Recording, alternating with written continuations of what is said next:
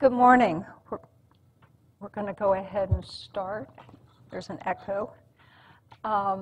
Thank you to everyone for arriving early to allow us time to receive the report from the Ad Hoc Committee on Communication. We have an hour set aside to complete the work session. I would hope that we can all sort of focus on the task at hand and stay on the agenda. Mrs. Fisher, as chair, will be facilitating this meeting. And so at this point, I will turn it over to Mrs. Fisher. Thank you very much, Mrs. Brightman. I would first of all like to thank the committee members of this ad hoc committee and especially the liaisons who did a lot of background work for us. Mr. Trotta has prepared a number of items that we received over the weekend, or actually last week, I guess. And some of these are more just for general information, a report or some background on what the committee did. I really, with just an hour to work in, don't want to spend too much time on some of these things. I think, for instance, the first document, which is the executive report on the ad hoc committee, hopefully you've skimmed through that. I don't want to waste your time just recapturing how many meetings we had and so on. And I think, therefore, we should go straight to the discussion items that are listed on your agenda. Just a few words about, in general, the direction we took.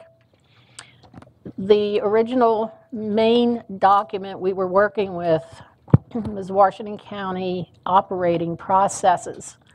And as we began looking at that, with our charge of communication, we noticed almost all of this document was based or connected to communication in one way, with few exceptions. And those exceptions, if you look at page 3, had to do with spending, which is obviously covered in policy and regulations. And the last section that had to do with Robert's Rules of Order, which we did keep and move elsewhere, and process of capturing the summary of the closed session minutes. The rest of it has direct connections to communication. And so one of the things we decided would be to change the name of this document, since everything has to do with communication, and make it Washington County School Board operating or communication processes. So I think we'll go by section. Section A, we've tried to put everything in there that had to do with dealing with individuals who have concerns about the school system. And I think most of those are straightforward. The blue sections, the blue words, have been added by the committee with some suggestions from our liaisons also. I think that section is pretty straightforward, so I'm going to first ask if anyone has any concerns, additions, suggestions with items in section A. Mrs. Fisher, the only one I saw on number 1 where we have ombudsman still there, I believe that position is no longer available. So I know we have an unofficial that I think Mr. Wright handles, so I didn't know if that terminology was something, if that had been discussed, and this is not a big issue. At one point there was an actual position. Right. So we discussed that term and decided to keep it rather than put Mr. Wright's position even in there, because that position may be, or that task might be given to somebody else, as we are presently down a couple of top staff members, and if we hire someone else, maybe those things will be juggled. We didn't know what else to call it. So we decided to keep the term ombudsman. And Mr. Wright, do you want to chime in on that at all? Is that I would agree with Mrs. Fisher, simply that we felt that the position still has value and it's important. And because I serve that role in Ms. Finkelstein's absence now from the school system, we wanted people to have two options for people to contact if they had, a concern or something. Right, thank you. sure? Anyone else? Yes, sir. Yes. I just want to see if I can make sure that I'm clear. It seems to me there's an inconsistency between A1 and A5. A1 says that when board members receive communication or concerns from citizens or from individuals, that they refer the person to the staff closest to the problem. Number 5 says that if that concern comes by email, that gets forwarded to the superintendent. So I guess it's a little unclear to me as to what our role and responsibility is. Is the intent that if something comes by email, we're to do one thing with it, but if it comes by telephone call, we're supposed to do something different? That does seem kind of awkward, doesn't it? And What would your recommendation be? Should should 1 follow 5 or 5 follow 1? I think 1 should follow 5. I think and I would even add a statement to number 1 that says something to the effect that the superintendent will be the superintendent will be the sole point of contact with the school system for any board member working with a citizen on a complaint. That makes it clear that no board member can go to a principal or go to a teacher or go to a curriculum supervisor or something of that sort. I just think number 1 makes it sort of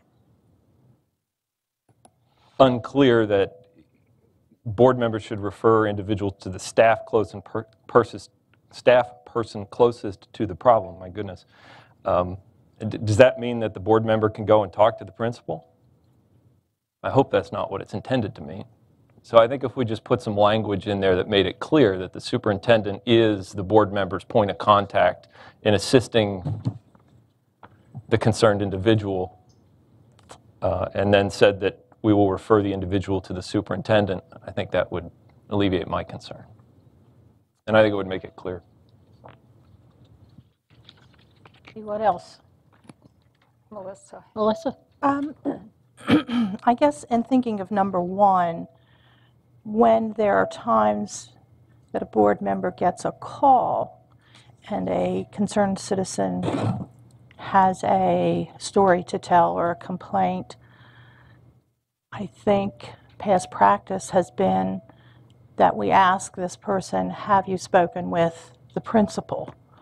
So that to me is what 1 says, is that we ask the citizen what chain of command he or she has followed to this point.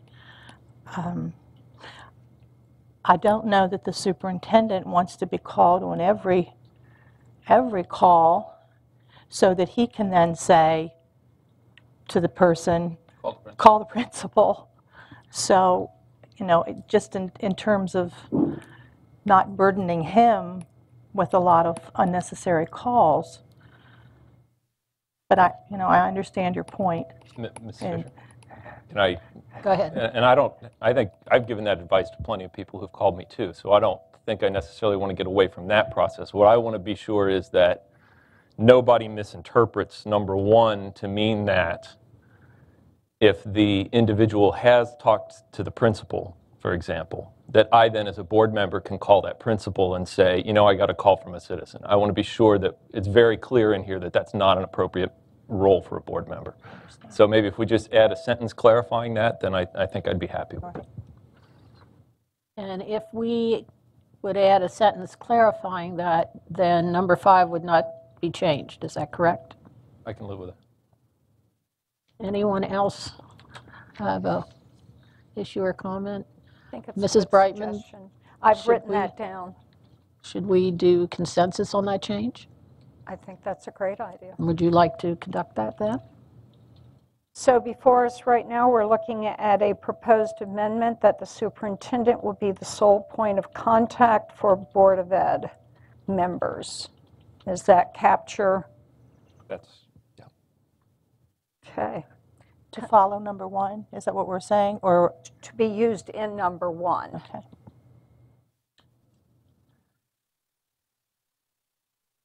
And then number 5 remains unchanged. Anything else on section A? Is there a Oh, consensus for that? sorry. No, that's fine. Looks like we're there, Ms. Fisher. Okay. Now, is there anything else on section A that someone has an issue or concern about? Okay, next topic is communications and, On the, I'm sorry. no, it's all right. On the portion, I think it's very important to have both the superintendent and ombudsman there in the last sentence. But then it says, who will maintain confidentiality? You would hope, maybe you should clarify that, because if the person is calling in and saying that there's some issue of immorality or something like that, they can't maintain confidentiality, and that they have to then go to local law enforcement. So maybe the greatest attempt to maintain confidentiality. Tony, I don't know if you would have the right language for that or not, but I don't think we can absolutely guarantee confidentiality if you come to a school board employee and, for example, you're talking about a crime against a child. You can't maintain Right. confidentiality. Plus, contractually, you cannot. If there's a complaint about a teacher, contractually, the teacher has to be notified Yeah. immediately. Right. So maybe just some clarifying language around confidentiality that Tony could offer the committee after he does a little research. Okay. Everyone all right with that? I see some heads nodding. Okay. It's Sorry not for always interrupting. Nope. possible. So qualification on confidentiality. Okay. All right, anything else for A? Section B, we decided to change the title because not every item is related specifically to time management, although several items are in this particular section. Again, I think this is a section that is fairly straightforward, fairly clear. It's based primarily on practices we have been following. We did move 2 items from this section, as you'll see at the end of section B, to another part of this document. Again, blue is new wording. Anyone have concern with any of the items in section B?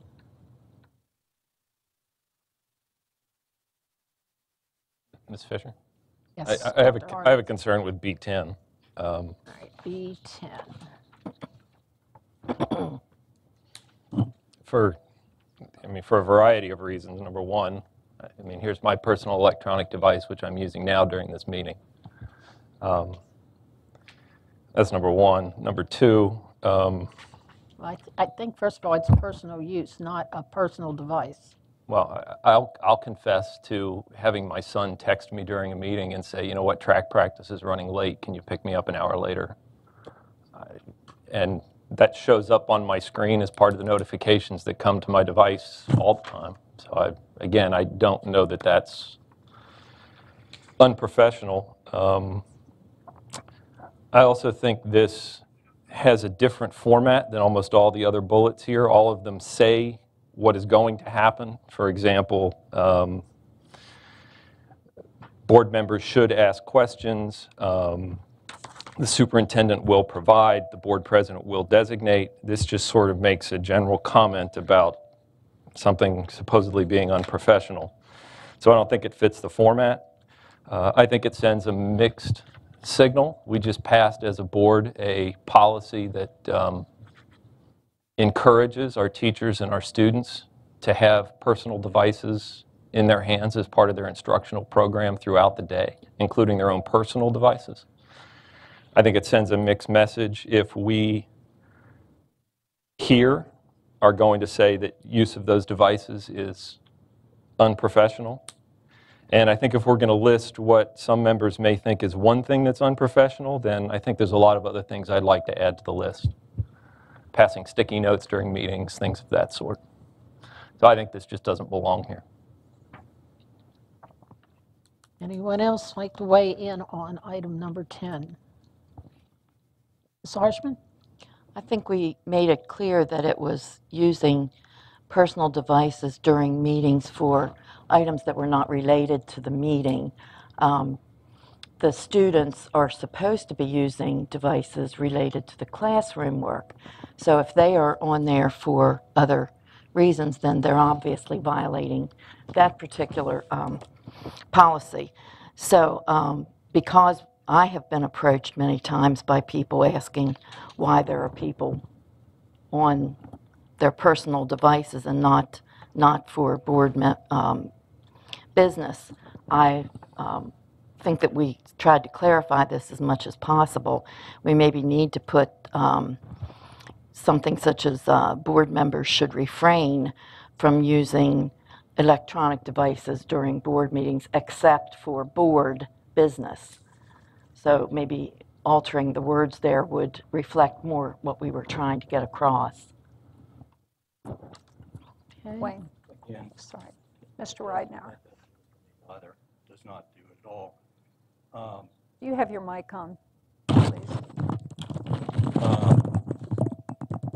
Number one, I still work for a living, and if I get a text from a client or my boss and I see it is important enough for me to answer, I'm going to answer. It's as simple as that. And again, to pick out one particular item and say this is unprofessional, is almost laughable, because I could go through a litany of things that I consider unprofessional during board meetings. So the notion that somebody is watching a particular member and has figured out that they're on their cell phone or they're using their iPad to answer, and who knows what they're using those devices for. Certainly, the other people on the DS do not know what it is being used for. So consequently, I just think that this is totally out of place and really just a slap at colleagues that you may think are doing something that you consider unprofessional, whereas other people would not consider it unprofessional. Like I said, my job, I still need to do it, and there are times when I have to answer text or email, and it's going to happen. So if that's unprofessional, so be it. But to judge this as the only thing that's unprofessional, as Dr. Harding said, I don't get it at all. To pick one thing out of 100, it has no place in this. It has no place here. Ms. Harshman? Again, I think that it's in reference to board work. If you're here for board work, you should be engaged in board work. So I think that was the purpose of that, not that anyone needs to watch anybody, but it would certainly seem that when something shows up on Facebook that was sent during a board meeting, the evidence would be that someone was doing not board work at that particular time. So I think what we need to address is the fact that we are here as representatives of the community for a job, and this too is a job. And we need to give our undivided attention to it as much as possible. There are always emergencies, and I think that's true in any situation, but to willfully and purposefully stray from what's going on at the meetings in order to send messages or text someone is certainly not doing what should be done during board meetings. So I think that needs to be addressed. If not here, perhaps at a retreat where we go over board norms and expectations. Mr. Ridenour? Yes, I'm sorry. once again, I could sit here and argue for ad nauseum. So I'm just asking for a consensus to eliminate number 10. I don't believe it belongs there. It has no place there and needs to go from my point of view. Mrs. Brightman, before we do consensus on this, I'd want to perhaps suggest that first of all, as Mr. Reiner said, there are many actions that can be considered unprofessional, whether it's during a board meeting or at some other board function. Maybe addressing the issue of professionalism would be more appropriate in the norms than in just communications. That's just my thoughts after listening to the comments before we take consensus. Thank you. Mr. Reisner, And another Jackie, comment? that sounds good, but we have norms that speak to professionalism as it is, and they're ignored. So consequently, I just think this is out of place. It's unnecessary, it's insulting to me, and for anyone to say that they have an idea of what I use my personal device for is absurd. So, again, I'm asking for consensus to get rid of number 10. It's not necessary. Correct. We all know as elected representatives what our job is. It is spelled out in law. We go to MABE orientation, where that is spelled out also. So, again, I don't need something written in this report or any other report to tell me what my job is as an elected member of the Board of Education. I know what it is, and I know what it is by law. So this is unnecessary. I'll go to Mrs. Williams quickly, and then I think we need to move on to consensus. Well, I don't know that I can do it quickly. I'll try to be as quick as I can about it. I don't believe, Mr. Reidner, that anyone on the committee was meaning to insult or single out. I will say that I know of other boards that during their executive sessions and during their workshops, they put their personal devices, their phones, in a box on the table so that everyone can focus and concentrate on the business at hand. That's just one way a board chooses to address the situation. So, whatever the majority decides in terms of whether to keep this or to delete it, I have no strong feelings about it one way or the other, but I do take exception to the fact that the committee as a whole or any individual on the committee was attempting to single one or more members out as being unprofessional. I think it was just to address an issue at hand. I don't remember saying that. If you're referring to my comments, I don't remember saying that any member of the board or any member of the committee put this in for one individual member or any other member. But what I said is, personally, what I said is it's out of place, it's unnecessary. And that's what I'm seeking consensus, why I'm seeking consensus to get rid of it. Could we move forward, Mrs. Williams? I believe the request is to remove number 10 from the B, communications and board meetings. Consensus on removal. Very good, thank you.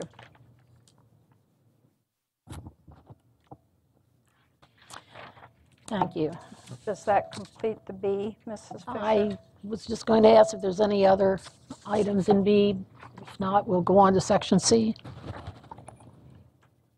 Okay, let's look at section C. These are a little more general in nature, requesting information and lines of communication.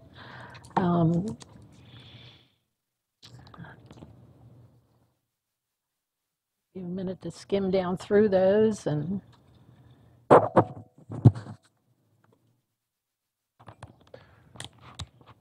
Ms. Fisher?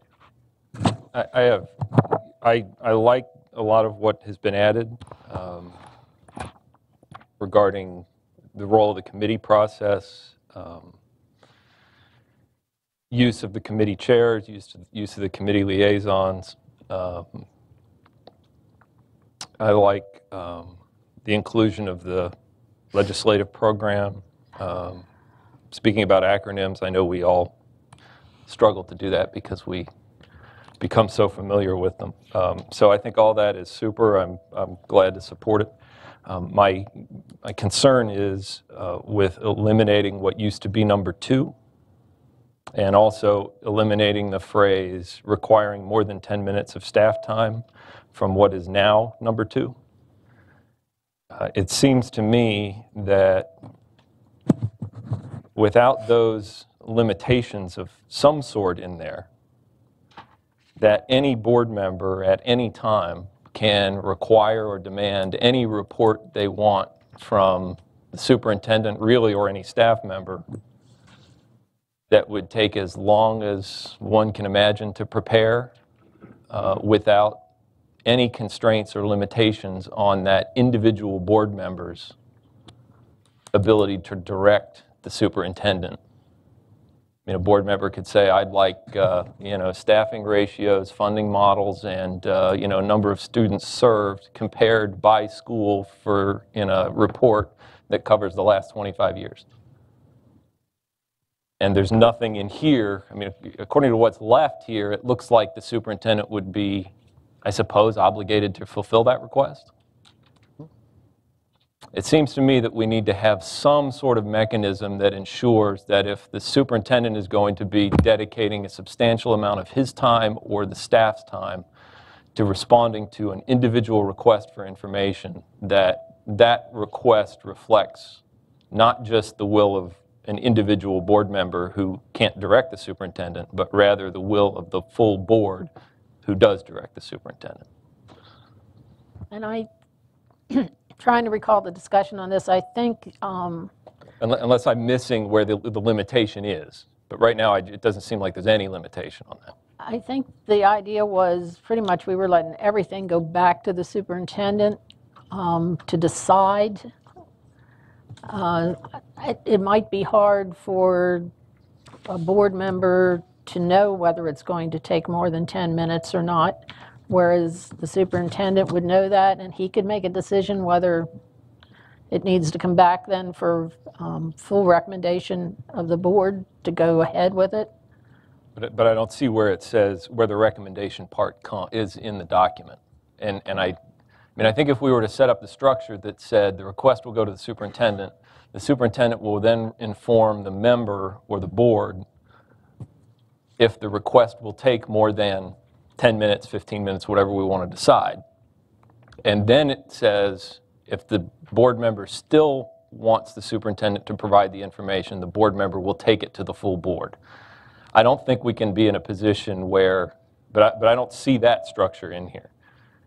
I don't think we can be in a position where the superintendent is the one who has to decide and say to a board member, yes, I'm giving you that, no, I'm not giving you that. I think we should, if something takes less than a certain amount of time, the board's expectation is that the superintendent will get whatever information that is for any board member who asks for it if it takes less than a certain amount of time. But once it takes more than a certain amount of time, I don't think we want him or any superintendent in the position of saying, yes, I'm going to provide it, or no, I'm not. I think we want the board to come together and say, you know what, this is important to us. We'd ask you to give it to us. My concern is, are the board members knowledgeable enough to decide whether it's going to take more than 10 minutes? Well, that's what I was trying to get to. So if the board member says, if we set up a process that says the board member will send requests for information to the superintendent then can figure out whether this takes 10 minutes or 10 hours. If it takes 10 minutes, the superintendent will provide the information. That's what's expected. That would be what is expected.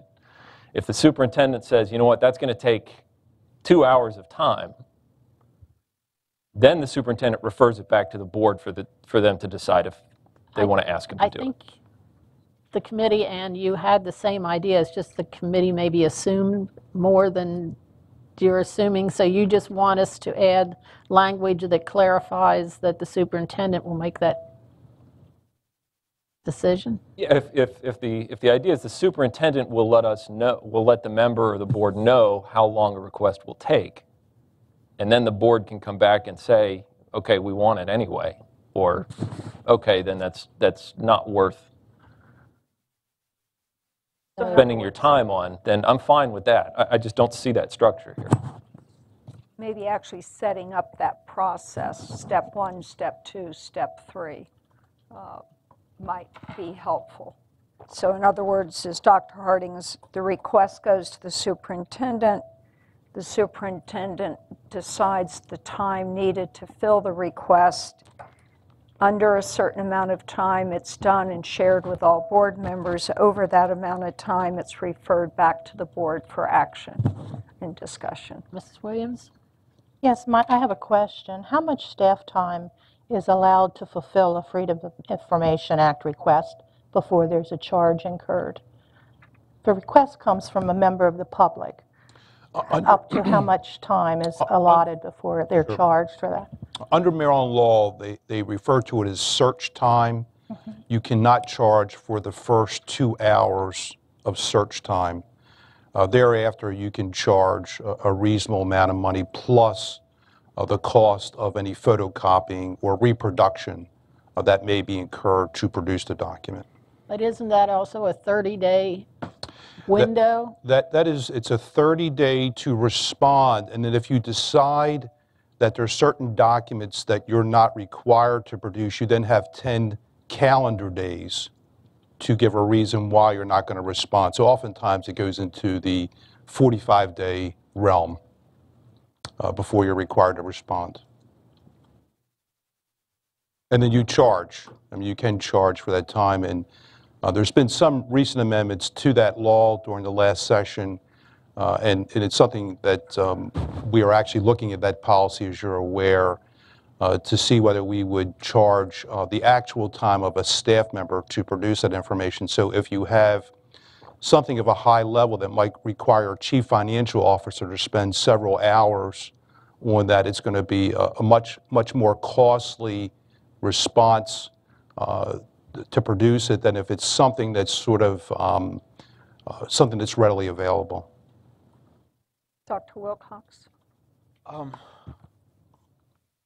We want the board members to have the information that they need to do their job, and understand that board members oftentimes come with a unique perspective that's been informed either by their practice or by a constituent. So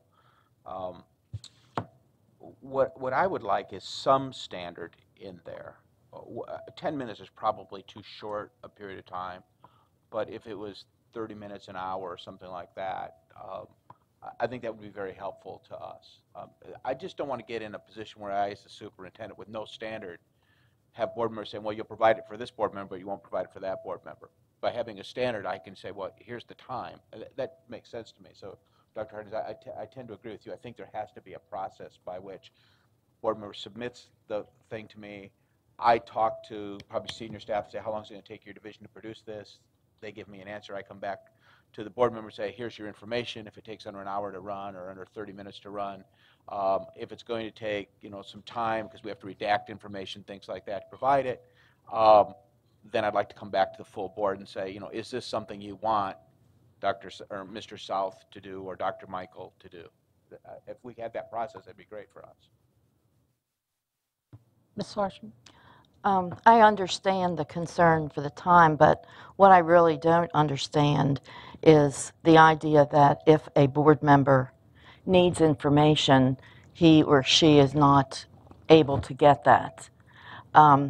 If an individual requests and gets 2 hours, I think that's certainly not an outrageous request for a board member who's trying to do the best job possible. I know that as I read over the things that we receive, there are many times questions that come up, and if another board member cannot answer it, then the only alternative is to go to either Dr. Wilcox or the person who could get you the information, and or through Dr. Wilcox to get the information, but to withhold information because a majority of the board does not need it seems to me to be totally contrary to what we're trying to do here, because every member of the board should have the opportunity to be as informed as he or she can be.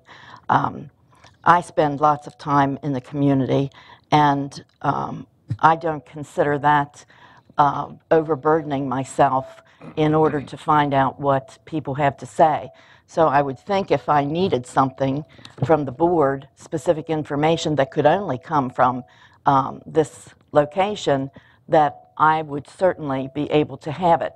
Now, one possibility may be to add that 2 board members should ask for something, and that way it would be known that maybe other people wanted to see it also, as opposed to just 1 person, or even 3 board members. But to say that's too long a time, and so consequently we can't provide you the information you've asked for, I think is devaluing our position, and certainly not what we're here for. I think the difference here is the overall time element. When a Freedom of Information request comes in, there is at least 30 days before that information has to be given back to the individual, where in many cases a board member is demanding the information within 24 hours or 2 days.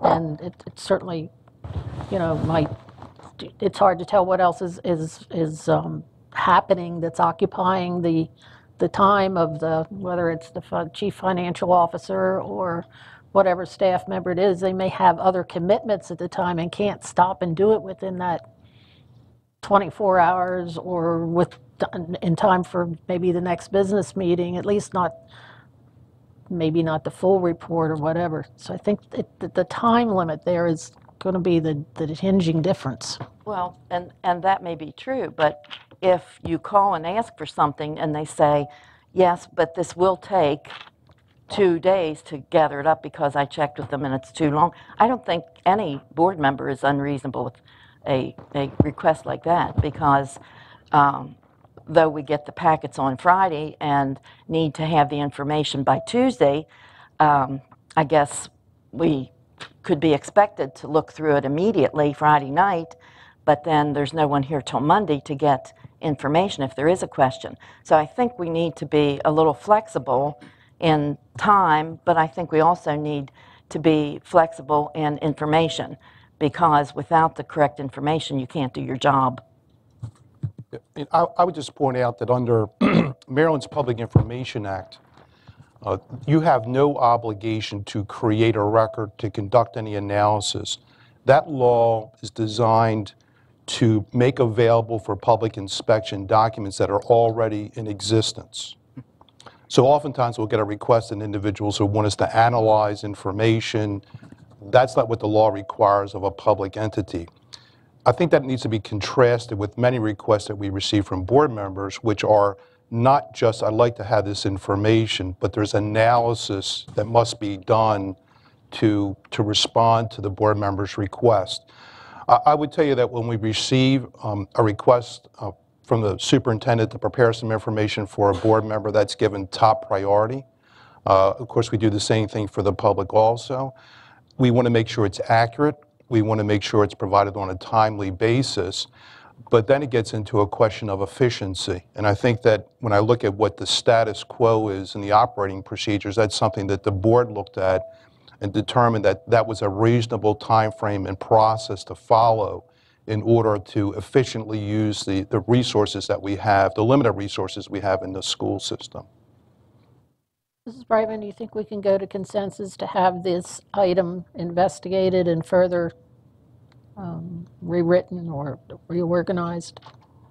If that's the direction, what I was thinking is that I believe the original discussion started about a process.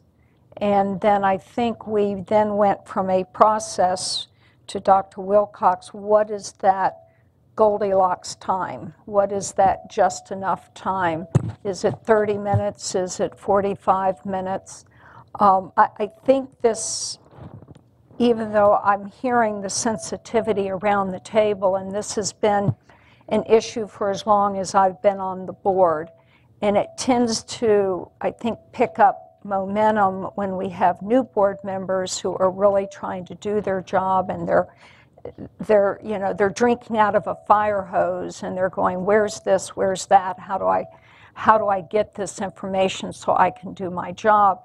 So I think information sharing should not always just be on the back of the superintendent and staff. I think as a board, we have an obligation to be sure our colleagues have the information, and maybe what we're seeing here, which is beyond the conversation today, something we can better use the orientation, new board member orientation, where there's a little bit more one-on-one opportunity for veteran board members to communicate and say, well, yeah, I have that report. Let me share that with you if you refer to page 2 or whatever. And I don't mean to be looking at Mr. Gesford, but he's the newest board member, and I think some of this conversation came to the surface with that. So to your question, we can certainly pull this out and work on it. I think the ad hoc committee will be discharged at the end of the month, so I'm not sure if that's the appropriate. Where would you recommend any additional work on this going? Would that go to the policy? Do you see this as a policy, or do you see it residing in here? Well, even though this is a document for the board, to give the board guidance on how to operate, because it involves the use of the staff and the superintendent so heavily, I would suggest first getting recommendations from the superintendent and staff as to the process that they could live with and a time limit they could live with. So for today, we'll reach consensus on pulling out It's the original item 2 the and the new original item 2 2. and the new 2. And then again, my question is this something the ad hoc committee would have time to review and resubmit, or do you see this as going to the policy committee, or do you see this again not rising to the level of a policy? Well, that's something we haven't determined yet, if it's Well, going to the level of policy. on this particular item at this time, is this something the ad hoc committee could tackle? We're down to about 20 minutes, so I'm just moving the conversation forward.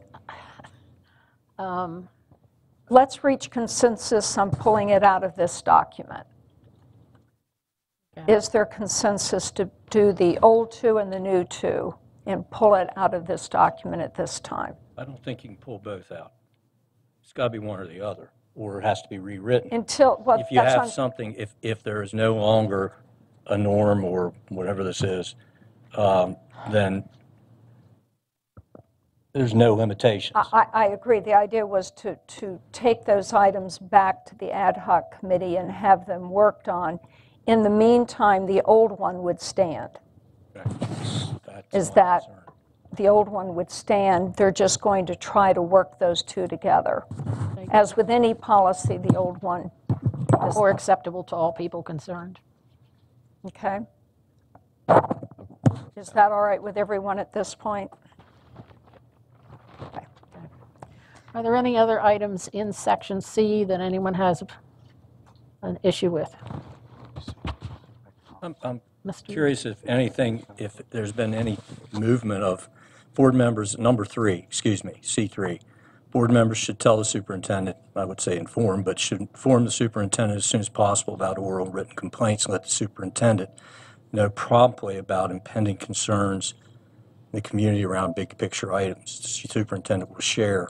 I mean, I think that is as soon as possible, although that's kind of a vague statement. I think it does give direction that this, if you're getting a complaint of some type, it's necessary to let the superintendent know right away.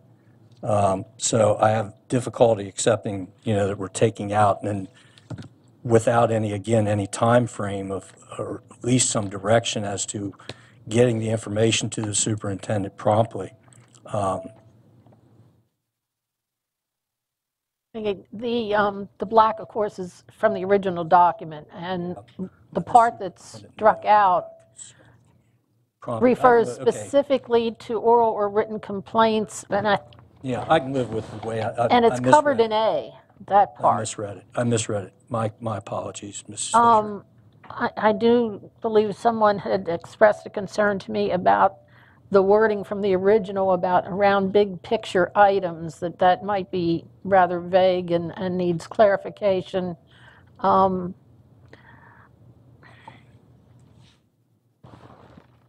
Anyone else want to speak to this? I've mentioned a few times the concept of, to you, I think the concept of big picture items. I'm not sure I know what that means. I don't mean, like that term myself, but we couldn't at the time come up with another explanation. Yeah, that was the original. Yeah, well, it was original, but we But could we have couldn't, changed it. yeah. We couldn't come up with something. I think any concern expressed by an individual is a concern expressed by the individual. What makes it a big picture item is when there are, I guess, the same concerns repeated by a number of individuals to a number of different people.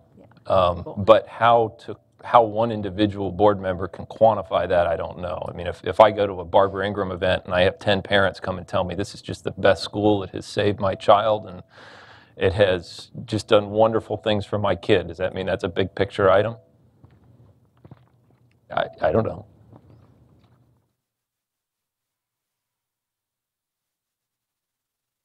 Well, I'm suggesting perhaps some slight rewording on the part about the big picture item to clarify this. Would that be appropriate? I don't know what raises something to the level of a big picture item. I mean, if I'm sharing the concerns I hear in the community with the board and with the superintendent,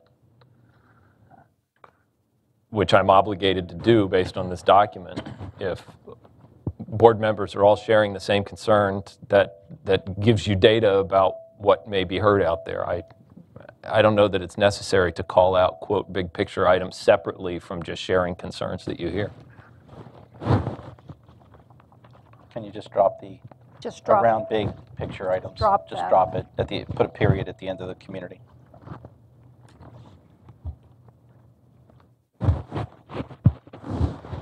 I still would like to have some qualifier in front of concerns. General concerns? Qualifiers. General concerns? General, and something about the idea that it's something you're hearing over and over again in different locations or from different sources. Dr. Wilcox, do you see something that you feel takes a concern to a different level, something that you feel that you would certainly want to hear, or do you want to hear everything? Which, exactly. I know where you hang out. I don't want to hear what you hear. Oh. No. You know, I was listening to the conversation. I was thinking of what word might go in there as kind of a modifier of concerns, and you know, I started thinking, well, operational concerns, but then that's limiting because some of the things you hear are not operational; they're more human and personal. So I'd like a little time to think about it, but I do understand that you probably need something there because it's not every concern. I don't. No, I mean some things. Is there a consensus to know that we have this is a little bit of a sticking point and that we're going to find a way over, under, or around that one, and Dr. Wilcox will give us some feedback? It works for me. Is that to go forward? I seem to have some heads. Okay. Any other comments then for the rest of Section C? The only one I will bring up, number 9, there are several individuals here who have served as president and vice president at different times. I find number 9 confusing. A board president or vice president speaks for the majority. Right. So I don't know really why this is in here. what I have found again over the years is that whether it's norms or practice or procedures, certain boards who have problems with certain issues use this opportunity to bring those forward. So I guess I would ask the committee to give an example of how this statement would really work for a president or vice president. Well, I think what you said and what Mr. Trotta had pointed out to me recently from that law book that he provided us all with, perhaps that second sentence should be struck and replaced with a statement that the president or vice president, I forget how it was originally expressed, but relays information only on items that a majority of the board. Would that? I think the key here is that you represent the majority. A board president and vice president guarantees that the minority voice is heard, but once the decision has been made, then the board comes together and governs as one. And that's the majority, and that's the position that the board president or vice president, whether they disagree or agree with it, that's the perspective that they speak with. As I recall, this item was suggested by committee members referring to when a president or vice president is at some other function, not at a board meeting or activity of some sort, like maybe attending some other governmental board on behalf of the whole board or something. I would like to refer to that I didn't copy it, I should have. The statement as it appeared in that handbook, that's... Exactly. This is in the MABE handbook. It's section 1.40, and I'll just read some of that passage. It is common for a county board to designate someone, usually an officer, to act as a spokesperson for the board, but the positions espoused are to be those of the majority. Would So we something like that? certainly can take that language from MABE and strike that second sentence and qualify the first sentence so that it's consistent with that reference in the MABE publication, if that's acceptable. Ms. Sarshman? I think one of the other issues with that was possibly the idea that the issue had not been determined, so there was no majority at the time. That, in other words, what needs to be followed is the fact that when a president or vice president speaks for the board, it has to be on an issue that has been decided or that has been discussed, and that there is a majority on, as opposed to maybe something that's being talked about at the time but has not reached a consensus or reached a vote. I think we had talked about that at the time. I'm trying to think of an example that would... I don't think an example is necessary. If something has not been voted on or if there is no consensus on a particular issue, then the president is not speaking for the majority. She's speaking, or he is speaking as an individual. And I think I don't know of any time where that has occurred that was not stated by the officer who has been questioned, just as if they would ask someone who is not an officer, they have an opportunity and a right to speak to the paper or any other group and say, well, this is under discussion. We have not reached a vote on this yet, but personally I don't like it, or personally I think it's a good idea. So board members have a right, all board members have a right to speak to, unless there's something that, obviously you cannot speak to, negotiations or something along that line. They have a right to express their opinion, but they should qualify it by saying, this is my opinion. I'm not speaking for anyone else, or I'm not speaking for the board as a whole. And I think that's a practice. I'm not certain that's necessarily necessary to be there. I think it's easily put in, but I think it just is common sense, which I would hope all 7 others sometimes have. And I will, Go ahead. I'll just add on to that, and I give you a simple example. I chaired a number of work sessions where we had the FIAC here to talk about redistricting a couple years ago, and invariably, immediately after it, somebody from the newspaper would come and ask me, as the president, so what did you think of what you heard? Well, the board hasn't acted yet, and I sort of, I think, made it become my policy over 2 years to never try to speak, I think to a frustrating level to Ms. Green at some points, to never try to speak to her as an individual. To always say at times like that, well, we heard a lot of good information. I think the board has a lot to think about. We look forward to moving on to the next steps. Because even if you try to say I'm speaking as an individual, she's always going to place in the newspaper, so-and-so board president. And that creates a certain connotation to people that maybe you don't intend and maybe they don't intend. But I would say so that sort of became how I tried to approach that difficult question. And I'll say, having gone through the transition from being a member of the board to being an officer of the board, it takes a while for that mindset to kick in. Because when you spend a number of years speaking as an individual, it can be difficult to get out of that habit. I just put that out from my experience. Do you see moving this out and reworking the language? I think I saw a lot of head nods that they agreed with the wording from the MABE handbook, law handbook, that if we can just replace it with that. Could you read that again, Mr. Trotta, just briefly? And this is a part of the passage. It is common for a county board to designate someone, usually an officer, to act as spokesperson for the majority, but the positions espoused are those to be those of the majority. So could we shorten and simply say the president or the vice president speaks for When representing the board, speaks for the represent majority. the majority.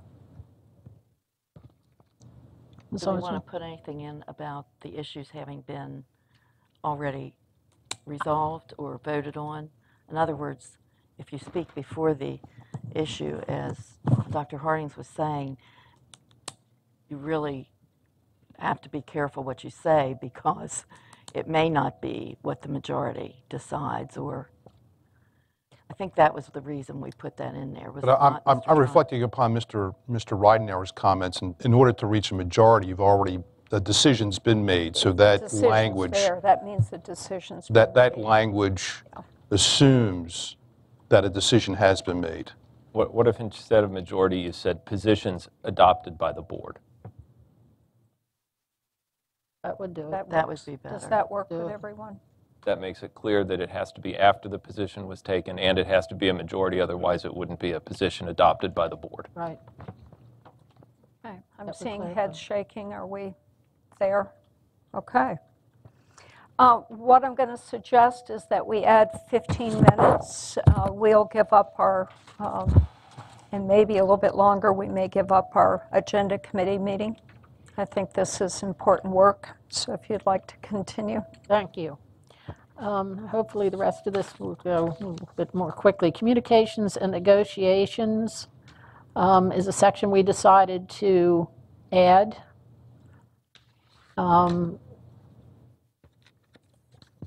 These statements basically came from various MABE materials, books like The Key Work of School Boards, Effective School Boards.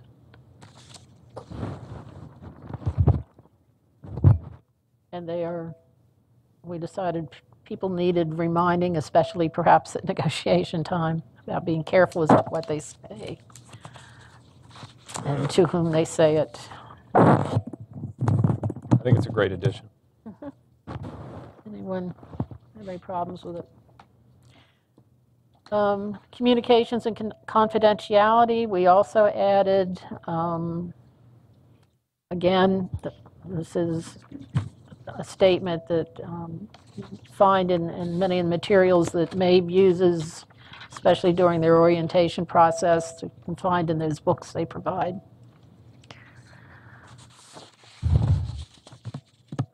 And I think part of why we added that is it's not just during negotiations time. There are many other items that occur and discussions that occur in closed session, especially that confidentiality is very important.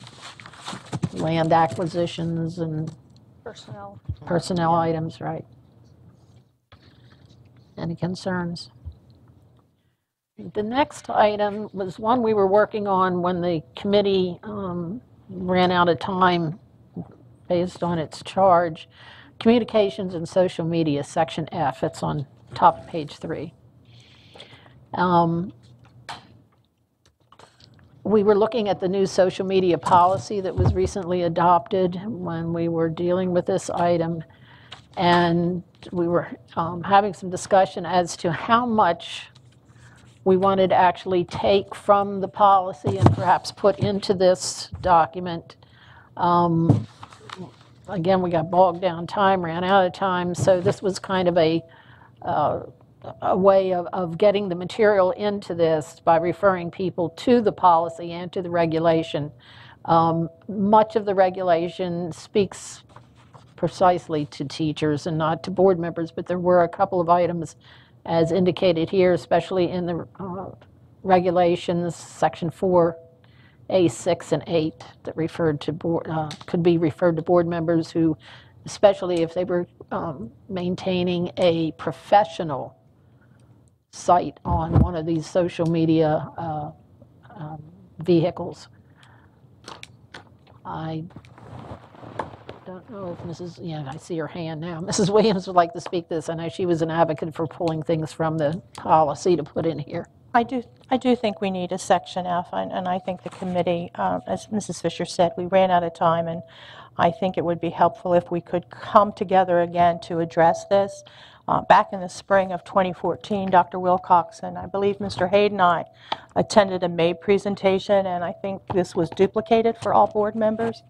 Pages 3 through 10 specifically speaks to board members' use of social media. So I think this would be a valuable resource in coming up with some things that would fall under that heading. I just think in this age of social media, we need to have some guidance as we have laid out in other areas. I think many in other counties as well as we are using social media to communicate to the public.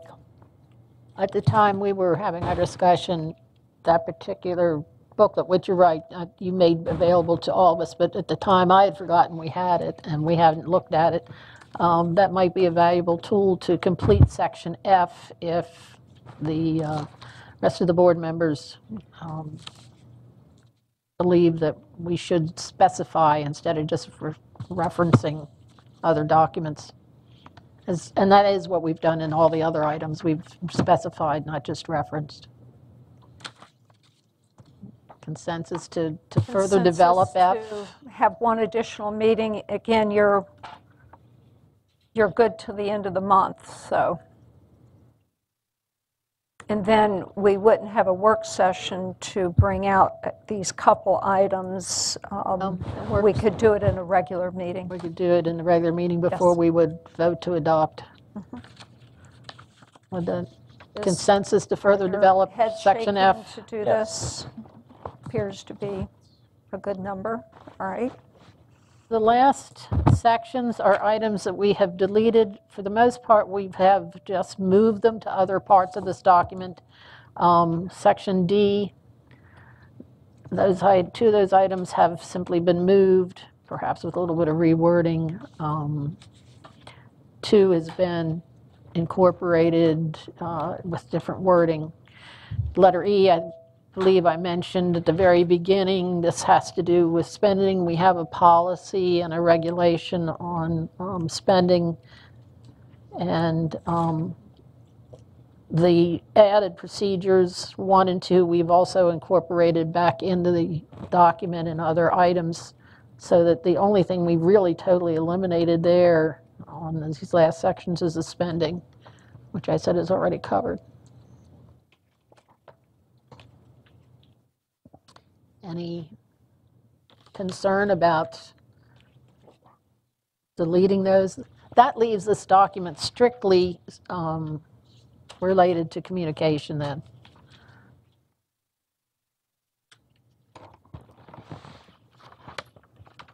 Okay. You're good. Then Where do we- you see this residing?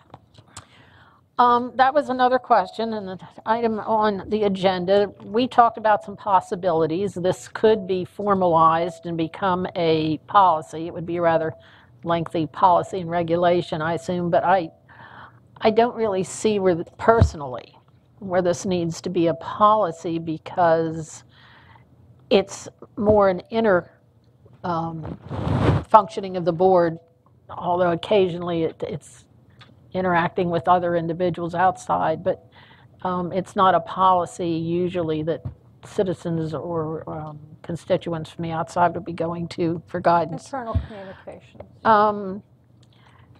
It could just exist as a separate document on communication processes. It could become a part of a type of guidebook for board members, and there are a couple that exist.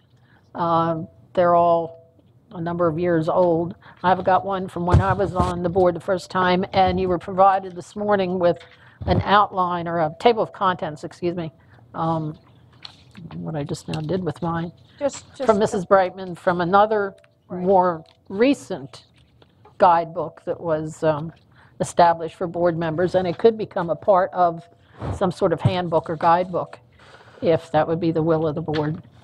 So I think they're pretty much the three options: a policy, a standalone document, or become part of a handbook. Of a handbook. I don't know. Any discussion on this point? I think it definitely doesn't belong as a policy. I agree with Mrs. Fisher. I think a standalone document is what I think. I personally would like to see it, not just for this, but I would like to see it, a handbook revised and established. I think it would be very valuable for new board members especially. What I will suggest is during our ad hoc orientation committee, we talked about the handbook, and we had a document that I had worked on as part of my Leadership 2 project, and that was the handbook that I turned over to Mr. Trotta. And the idea would be that table of content represents the content of that handbook. Some of the items haven't been filled in, and certainly we haven't looked at it as a board, but it was an updated, fairly comprehensive handbook. So, but to finish the thought, the idea would be that maybe there's an opportunity, as the ad hoc orientation committee thought, to place a lot of the governance of a board process, best practice, norms, everything into a handbook, so that a new board member or even existing board members who need a refresher they have a place, a very easy one-stop shop for all the information. I think that's probably beyond the purview of today. I think the question before us, do we at this point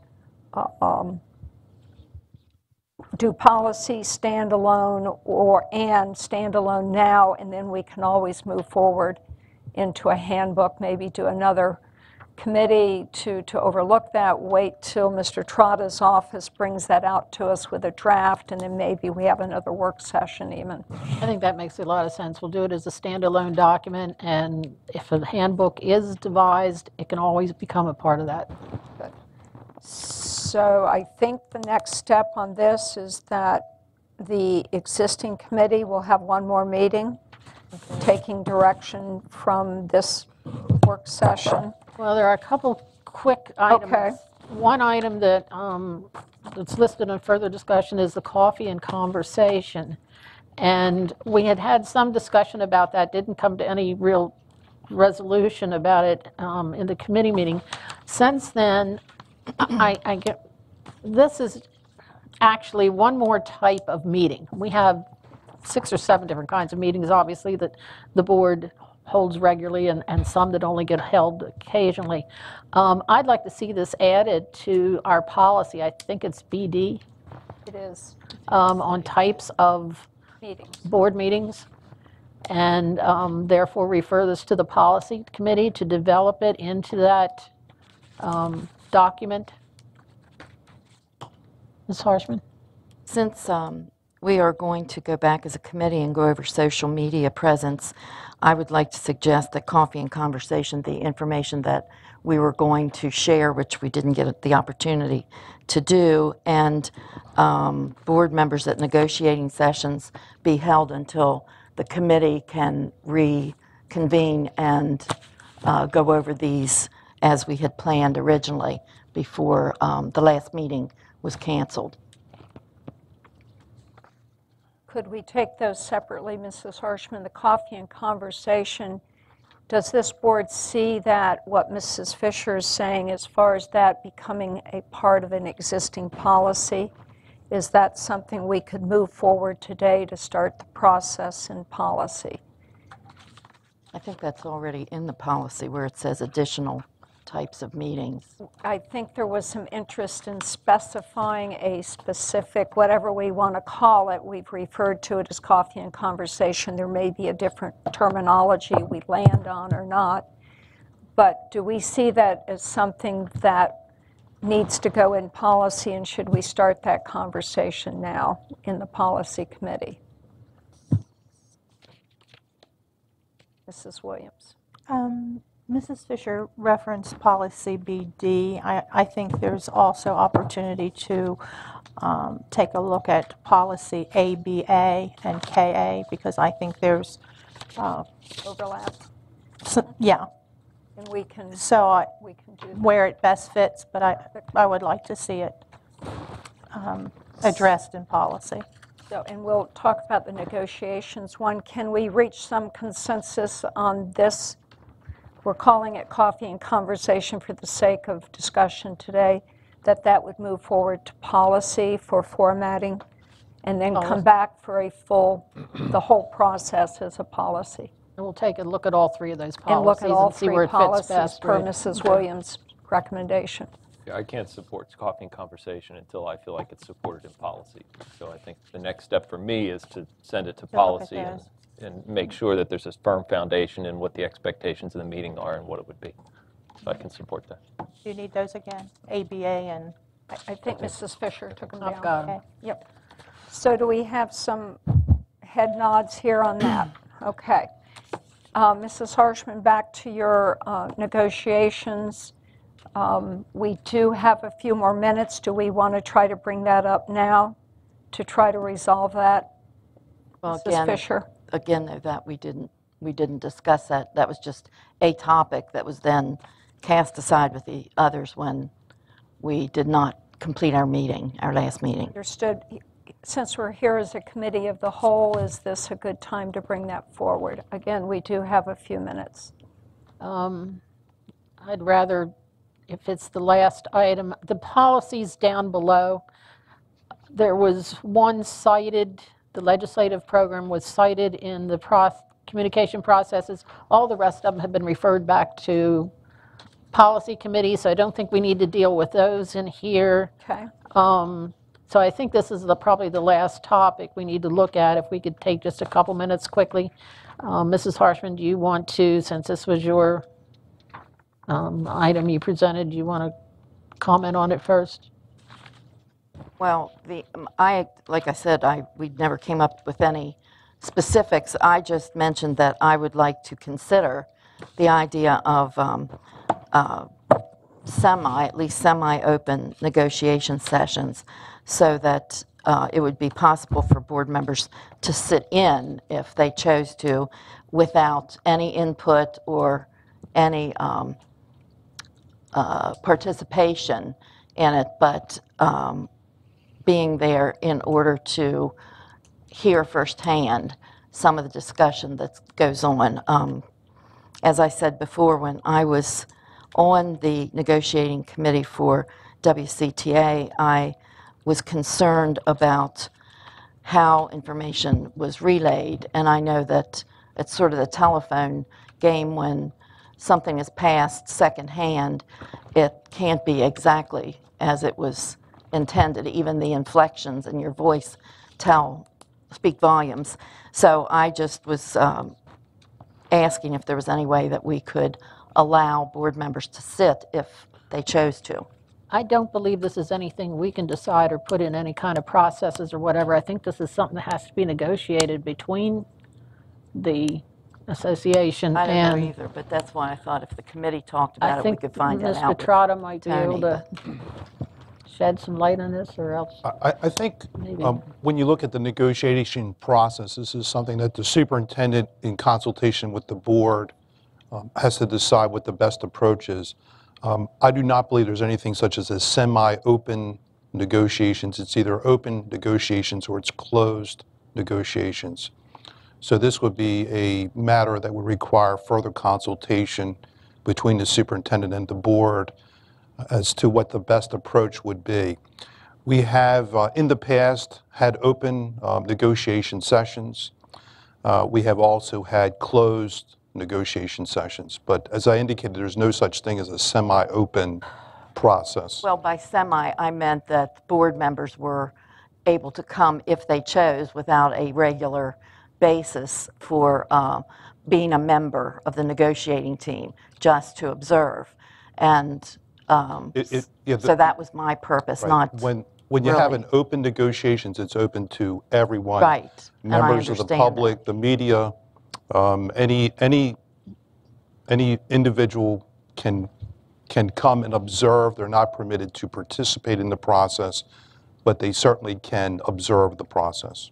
Right, and I understand that. I just, I guess then it would be closed because, in truth, since we are part of the board, it would still be a closed session. No, it would not be. It's either open or Right, it's closed. but I'm saying, does that include the elected board officials?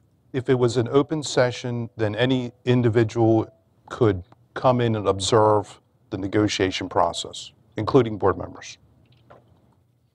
I think what he's saying, Mrs. Harshman, is unless you're a member of the negotiating team for the district, you cannot sit in even as an elected board member, because that opens the session to anybody who wants to come. Your role as a board member doesn't exempt you from the rules surrounding negotiations. You would have to be on our team. That's interesting, okay. And I thank you for those comments because that's what I was trying to convey. Yeah, I understood what you were conveying. I just, So I think this wasn't sure item that was is correct. therefore kind of moot I as do. far as our discussion and development of a That's why I wanted to process. have the few minutes here, and then it would save you time in your I'm ad later. hoc. I appreciate Just that. one other comment. If you remember earlier, one of the things that we discussed with WCTA in particular was, did they want to have open meetings, televise the meetings, so that everybody could see those conversations? And at that time, they were not interested They in were that. not So interested. I think that issue of open and closed has been asked and answered. The only other item that we took a little bit of a look at was the operating norms that were dated 2006, 2007. We made a few minor changes to these based on communication solely, but these are kind of recommendations from us, and I think perhaps, again, the ad hoc committee on orientation may want to take a look at our recommendations and see what they want to do with that. It was recommended that these are something that should be revised after each election if there are new board members involved after the election. And I think, again, part of orientation is where this would reside as well, I think. And again, if we have a handbook, if that, all of this could Part of go it in there. also. And I think under BIA, which is the orientation policy and regs, there is a mention of that opportunity to bring any best practice as part of the discussion and orientation. So Any questions on the changes to the norms at this point? Right here, real quick. Yes, Two Mr. things. Reidner. Number one, on number 5, Jackie, adhere to board operating communication processes.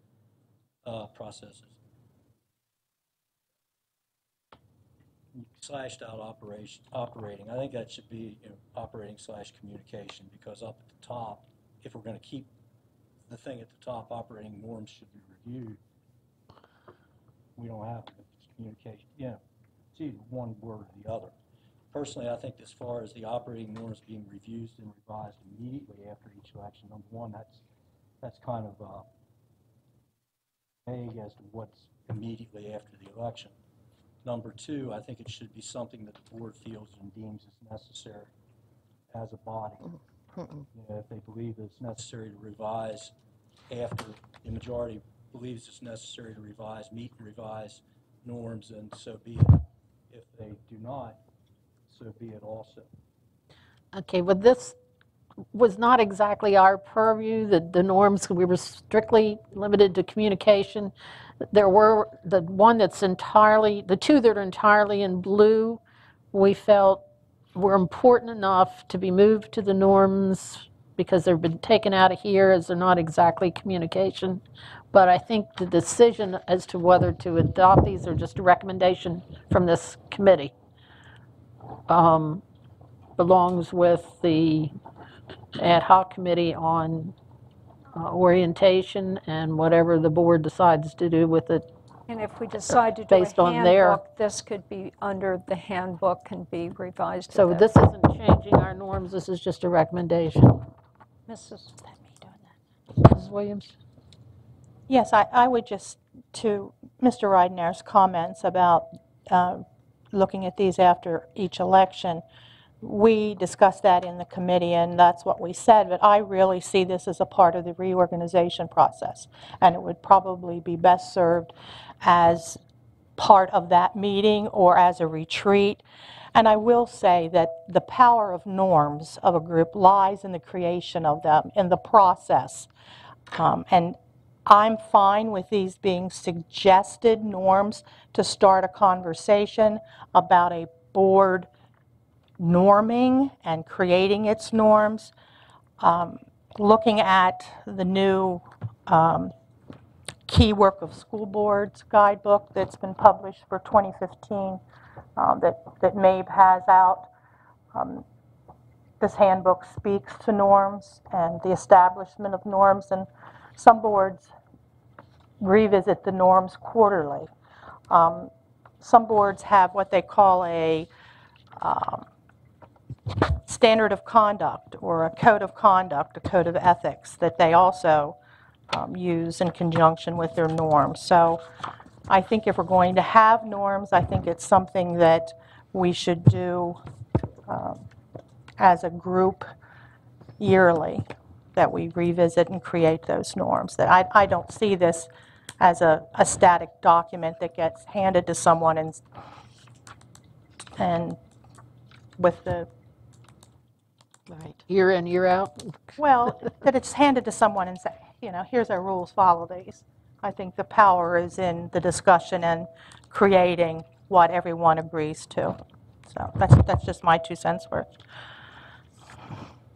So at this point, these are recommendations just outside of the charge, but recommendations that evolved during the discussion. Because these things did not belong in communications, the things Yes. we added, but we didn't want to just throw them away. We Yep.